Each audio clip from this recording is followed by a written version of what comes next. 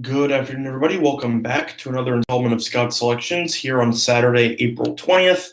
Just a quick recap of what happened yesterday. I'm going to try to make this video extremely short because of the fact that the game I like is actually going to be starting in roughly an hour and 45 minutes.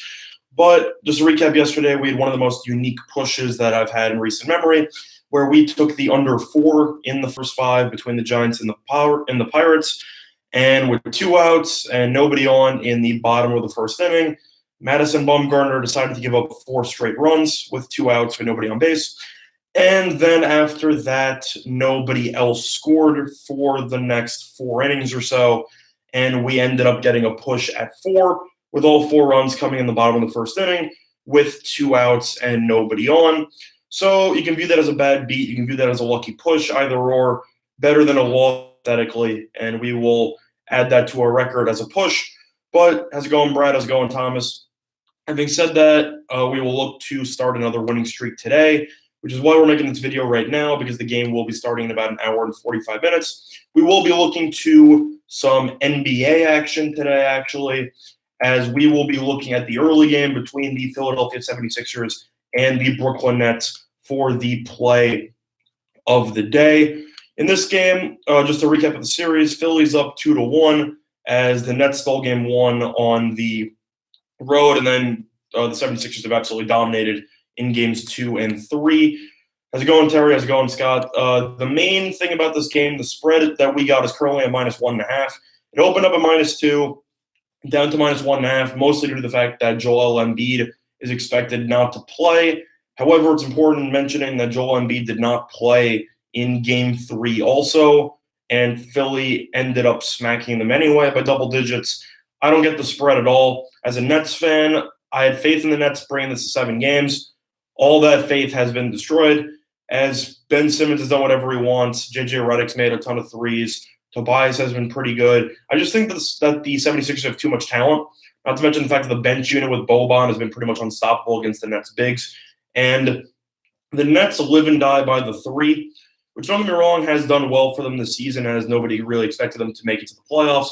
But I don't really see how this team will be able to compete on the boards with the Philadelphia 76ers. And I think that the Sixers -1.5 is the way to go. I personally have multiple plays on Philadelphia -1.5. I have that in a couple parlays. I have a single bet on it. It's probably the play today that I've bet the heaviest. I know it's a very public side, but as a Nets fan, I simply cannot see how the Nets will be able to keep this game within 2 points or to potentially win the game outright. I would lean to the 76ers to get the job done at -1.5. Quick predictions for the other playoff games today. I like the Spurs -3.5.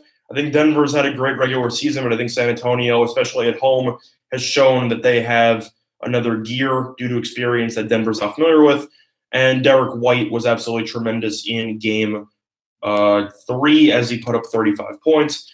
Moving forward, I have to lean to Milwaukee here. Detroit, good for them for getting into the playoffs, but I don't expect Coach Casey to make any type of adjustments, and Blake Griffin not being at anywhere near 100% has definitely hurt this team. And Giannis is also unguardable. How's it going, Big X? Thanks for joining us. Thank you. Same to you. So Giannis has been unguardable. I don't think anything's going to change. I'll take Milwaukee winning that game by double digits.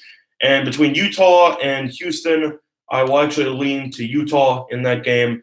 I think Houston's done a great job in the first 2 games of dominating. But Utah, I still have faith in Coach Snyder to make some adjustments. And I think Utah should come out focused in this game at home. And I will take the Utah Jazz to cover this small 2.5 spread. Moving on to hockey, a lot of money's coming on Nashville. I'm actually going to lean to Dallas in this game. Pekka Rinne is a very streaky goalie. When he's on, he's one of the best in hockey. When he's off, he can sabotage the team entirely. And he was awful as he got pulled in about 7 shots in the team's last game as he gave up 4 goals. I think Dallas will win this game. I think it'll be really close. But Dallas showed me something in that Game 4. And I think that I just think that Dallas will be able to bring this game potentially to overtime. And this game looks like a coin flip to me, so if I'm getting +140 at a coin flip, I'm completely fine with that. Just a couple of questions on the 76ers. For me, I like the half. For me, I like the full game, Thomas. I think that overall, The 76ers could start out slow as the Nets are in a must-win game, but at the end of the day, I think Philadelphia has more talent. I think they'll dominate the rebounding edge, and I think it won't really matter. Yeah, B-Phils, it was a shame. If Bumgarner didn't give up those 4 runs with 2 outs with nobody on, we would have had an easy winner. But either or, a push is better than a loss, so I can live with that hypothetically.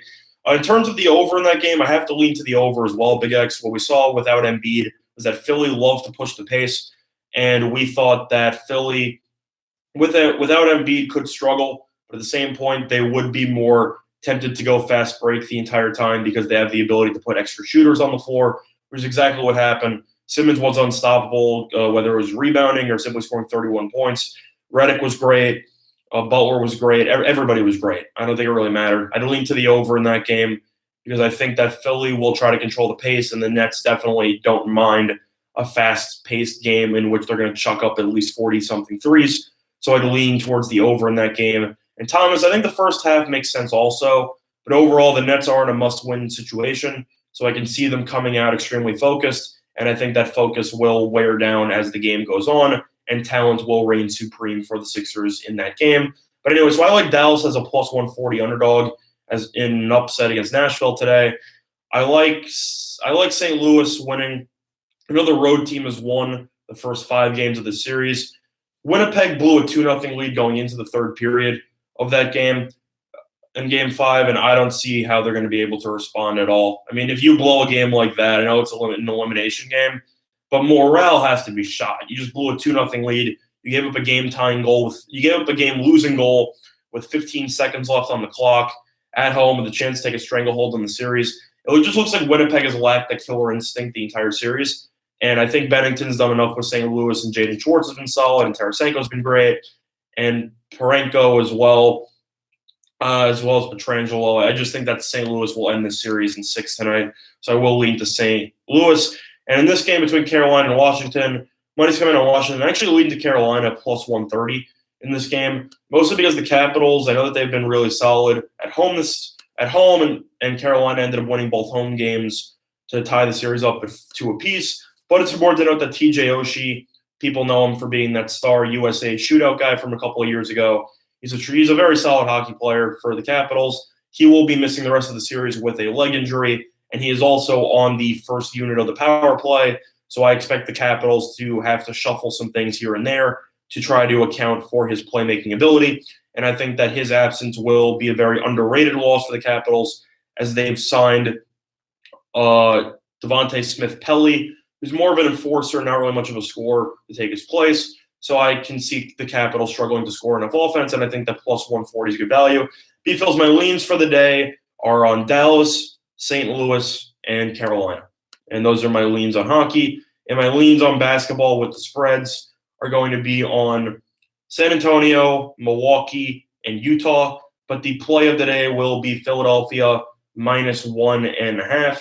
I actually see that the line has gone from minus 110 at Pinnacle to minus 112, but it is still available at the Greek at minus 1.5, minus 110, and Bet365 at minus 110. So for this sake, we will use the Greek instead, and we will be taking minus 1.5 for the Philadelphia 76ers to get the job done in roughly an hour and a half.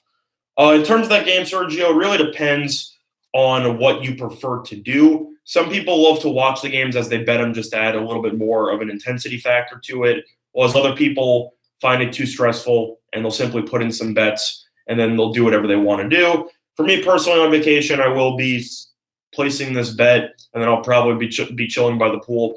It really depends on what you want to do. In terms of if you're talking about live betting or not, live betting could be useful if you find a lot of value on the given line. For example, if the team you bet on gets off to a slow start, and you know they're going to come back, you might as well, think about live betting because you might get more value on it. But in terms of the games itself, I think that you'd be better off betting on the games and then not watching it. I think that it's a stressful experience. You'll just be getting angry. There'd be a lot of emotional fluctuations, and I think it's a little bit too stressful. MLB leans on Twitter. Thomas, I actually just don't have the time for that, so I will not be doing that today. But if you reach out to me on Twitter, I can potentially give you some brief leans, but overall, I have not really spent much time going over the baseball card at this point in time. But as I said before, your play today will be on the Philadelphia 76ers -1.5 at the Greek against the Nets, which should be kicking off in about an hour and a half. But that's going to do it for this installment of Scott Selections here on April 20th, 420. If it's legal where you are, do what you got to do. And having said that, have a good day, everybody, and good luck to you and your respective bets on this Saturday. Bye, everybody.